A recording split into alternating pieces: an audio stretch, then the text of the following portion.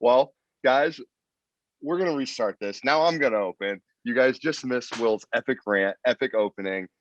He's in the desert. He's in Phoenix. We're back on Zoom. Dumb fuck forgot to hit record. So I casually just asked. And here we are. We're here. It's Saturday. It's August 14th. I'm currently watching some preseason football. Will, are you okay?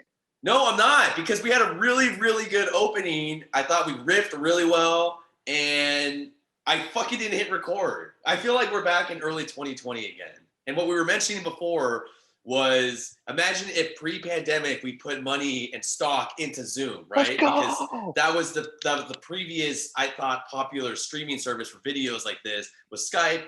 Well, you don't have to hit record with that, I'm pretty sure. I think you just start. Where we went on a whole rant, and I didn't hit record. But it's okay. Exactly. Dale, I'm happy to see you. I feel like we're back in our early WOTM days. Like when you didn't even have hair days.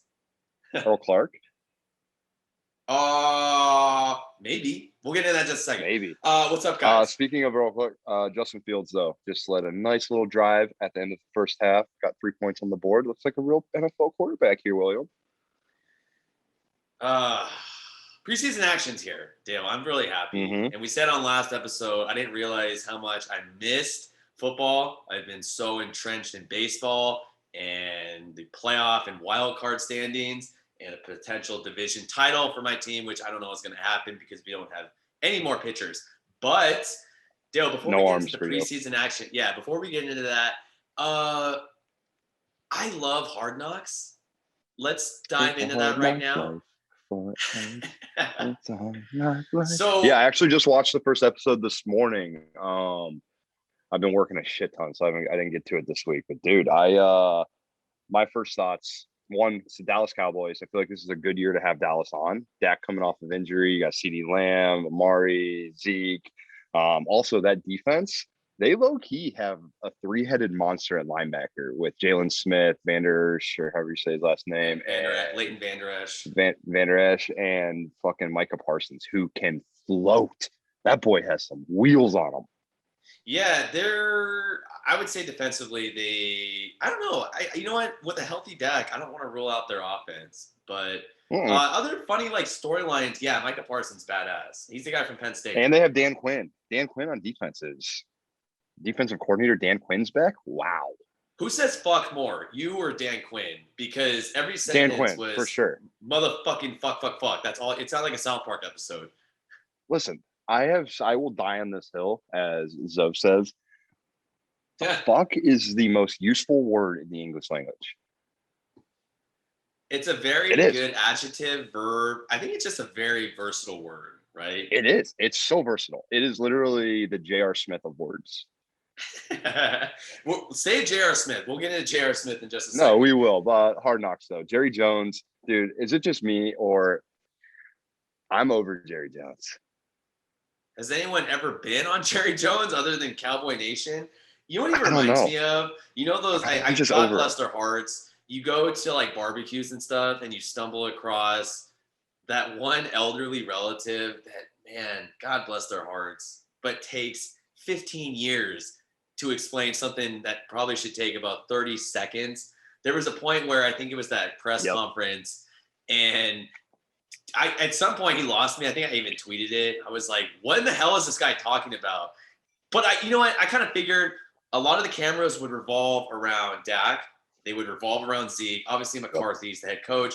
And leave it to the Cowboys, right? They have fucking Jerry Jones, who has to have his own own segment, I guess. I cracked up. He's eating what? Because you're a McDonald's fan. You actually ordered some last night after a drunken episode. He had a McGriddle? He has it right now. They'll sponsor us one day. No, remember when he was eating the McGriddle and he had the salt? Dude, so BDN and I were discussing this. That wasn't a McGriddle. I listened to it on Part of My Take. It wasn't, dude. Look at the wrapping and look at the egg and stuff. Nick got a McGriddle or a McDonald's breakfast sandwich this morning. That was not McDonald's. I stand by it. So it had to have been some other fast food BDN place. From the rooftop. Not a McGriddle. Not a McGriddle. I think it was a McGriddle. Will's dying on the hill. It was a McGriddle, not a McGriddle. All right, move on. Next, what are you trying to finish here? I got to ask too. So that's enough of Jerry Jones. I'm sure we're going to see plenty more. Next episode's Tuesday. You are a big fantasy guy, so am I. How many people are going to reach on Zeke? Because apparently he's lost weight. He looks pretty good. Obviously on air and in shorts. Yeah, I would hope you can catch up in touchdowns. And he looks pretty that fluid. one catch he had, though, was sick. He's great. I like Zeke. Actually, I don't mind him. I still laugh at that one video where he straight up said, "Man, I am faded," or whatever. When he was like sitting at a table, he was obviously really high or really drunk or maybe faded both. Up that cushy gun. Are people going to reach on him? Is he drunk and high at the same time drinking champagne on an airplane?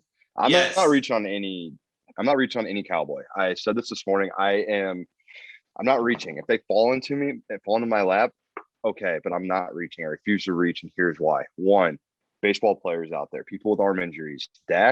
What's Dak's future looking like? He's having that arm injury right now. Well, yeah, they're saying that, but aren't they still like talking about Tommy John? Like, aren't some people saying that could be like a Tommy John injury? I think it's kind of a stretch. I remember. I thought I saw that.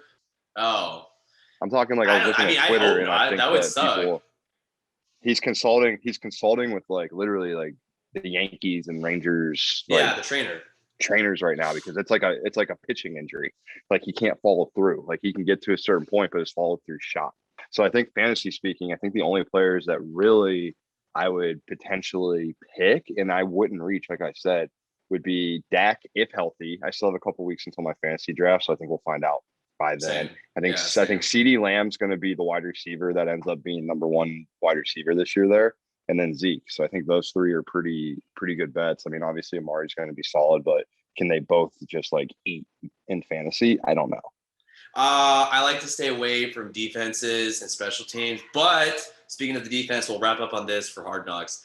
Micah Parsons, you said floats. I think that's a pretty good description of how the guy plays. He floats. Yeah. Very good. And he attended a school that's a rival of yours. I was cracking up though. So Micah Parsons, for those of you that don't know, I think he was the 11th, 10th, somewhere around like 9 to like 12. That's when the Cowboys picked.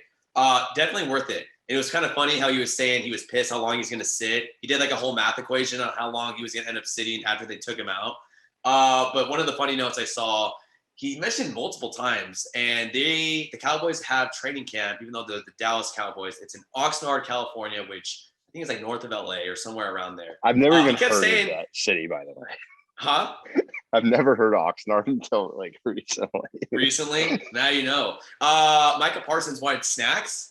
I didn't know if he was in Little League or if this was the NFL, because he was saying while he was at Penn State, they used to have snacks. And I'm thinking, what did they have? Goldfish, orange slices? Well, that might be why they're slower than Ohio State on the football field.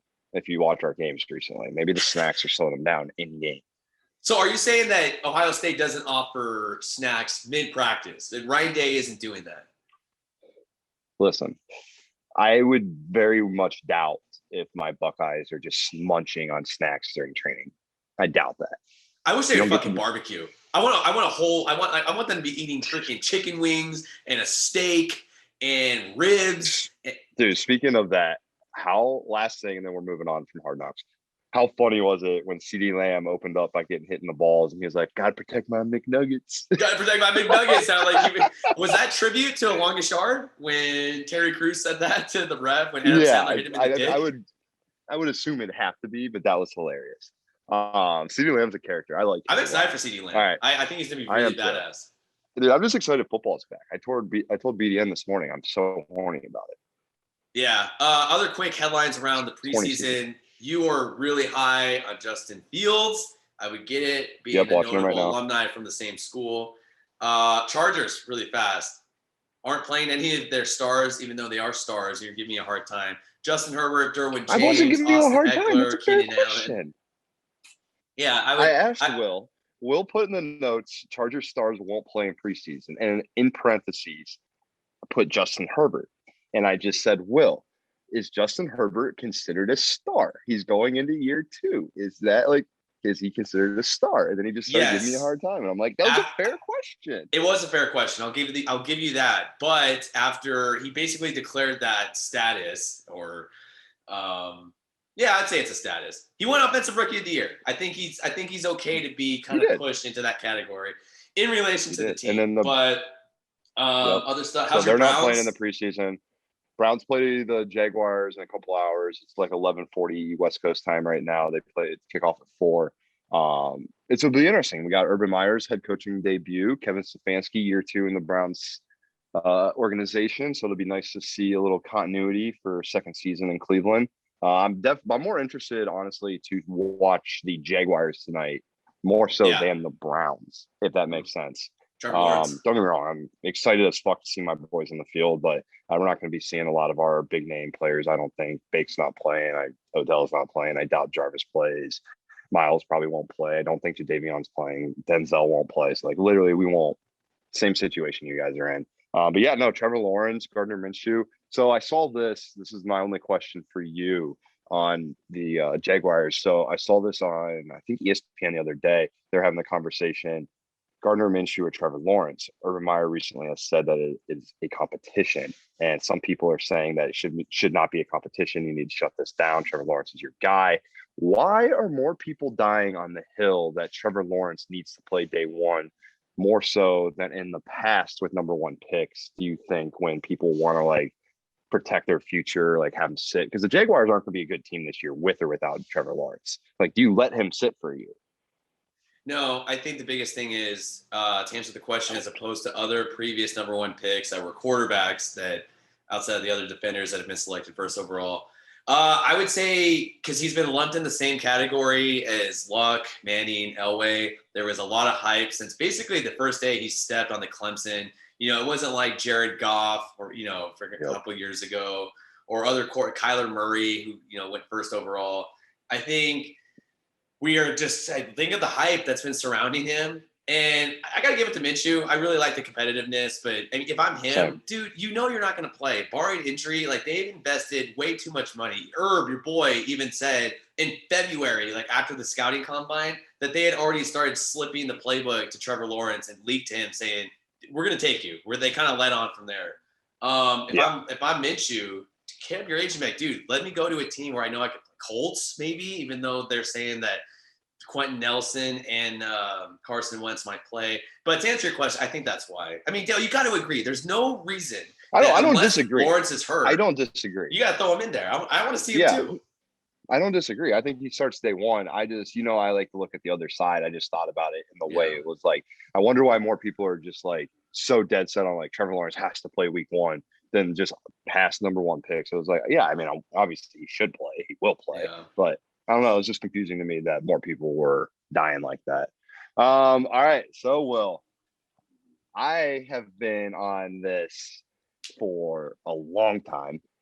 When he was on the court, many know him as Pipe God, Earl, the legend, Earl Joseph Smith III. The third. Will did not know his name was Earl until I told him yesterday. We're talking about J.R. Smith. J.R. Pipe God Smith has enrolled back in college, North Carolina A&T, to earn his degree A&T. Sorry, this isn't a cell phone company. To get his degree. But what else is he doing? J.R. Smith has enrolled back into college. For those of you that don't know, he went straight to the NBA at a high school, and he is going to enroll at North Carolina A&T, a historically black university, to play college golf. Let's go. I fucking love J.R. Smith. The Pipe God name, but we know the screenshot story. We know the soup story. We know the constant celebrations with the shirt off story. We know now he wants to be a college athlete. He is petitioning with the NCAA to become a college golfer. That's fucking dope as fuck. He's a 5 handicap. I think he can do it. Same, man. He's going to get coaching, play every day, go to college, live his best life. I love this. I mean, can you imagine? I learned he has the same birthday as me. I was like, dude, this is my Imagine J.R. Smith walking into your frat party. Oh, he can own the campus. Just make him student president. Yeah. He's going to own that campus. No, I think this is great. One, they're giving recognition to North Carolina A&T. That I actually had a buddy that played football there in college, but I think that's fucking awesome. And more importantly, he's actually enrolling to get back and get his, I think it's a liberal arts degree, which is fantastic. That's fantastic. That's another example of pro athletes setting an example, trying to better themselves, make a career, get a degree. And the fact that, yes, the last time he was on an NBA court, he had his shirt off celebrating the bubble title with the Lakers. But for him to be like, you know what? I want to play college golf. I think that's fucking awesome. I mean, people forget he is a 2-time NBA champion. And he said that he picked up a golf club and started playing consistently 12 years ago. Now, it's a lot of time. Mm-hmm. It's over a decade. It's a lot of grinding. He is a pro athlete. He has the mindset. I mean, God, that's so cool. I'm totally for it. I hope he does this. I hope he becomes the golf captain. Obviously, there's probably going to be some better kids on the team, which is cool. But, I mean, what is he, 35, 36? I mean, imagine fucking J.R. Smith rolling up and then he fucking sings like an ace or something and just takes his shirt off. Like, that would be in his water bottle. It's just like as soon as his round's over, shirt's off, handshakes, cards signed, game's over. Day's over. I don't know. I'm definitely looking forward to this. We will follow that story. Man, Justin Fields is throwing some nice balls to start the second half. Do you think he starts week 1? I think. Oh, I mean, dude, he's dropping dimes right now. I think he should start week 1. It's the same situation as. I think it's genuinely the same situation as Trevor Lawrence. Like, he's the significantly better talent. Like, I understand why he wouldn't start week 1, but it's like, come on, you really think Andy Dalton's going to win you more games than Trevor Lawrence or than Justin Fields? Well, as of right now, yes. Because I think Fields needs a little more development. He's a little raw. Maybe. No, we'll definitely see. He's first half, he threw some balls off his back foot that didn't look that great, but he did that at Ohio State. That's his biggest flaw. All right, we'll talk about him again later. All right, well, first week in Phoenix is in the books. You got a little introduction to your new work life here yesterday. I know it meant a lot to you, and you were very happy to get back into the swing of things on the board and stuff. But that's not the biggest thing in your life. How have you been adjusting to the rain?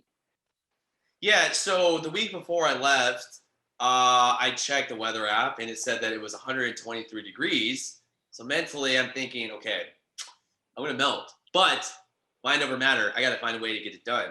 Dude, like you said, every day since I've been here, it's fucking rain. I've seen more rain and lightning and thunder in the last 5 days than I think I have in the last 13 months. The term monsoon season has been ingrained into my mind, into my brain, into my cranium, because that's all everyone says here. And apparently, there's fucking sandstorms. Not like this, not that techno, not that song.